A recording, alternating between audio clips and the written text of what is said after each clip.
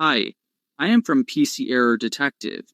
In this video, I will show you how to remove widgets from Windows 11, and I'll guide you step by step so you can completely get rid of them from your system. Let's get started. Step 1. Click on the search box at the bottom left of your screen and type CMD.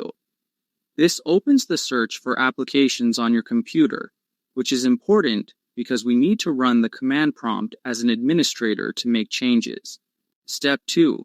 Right-click on Command Prompt from the search results and select Run as Administrator. Running as administrator gives you the necessary permissions to uninstall system features like widgets. Step 3. Click Yes on the confirmation prompt that appears.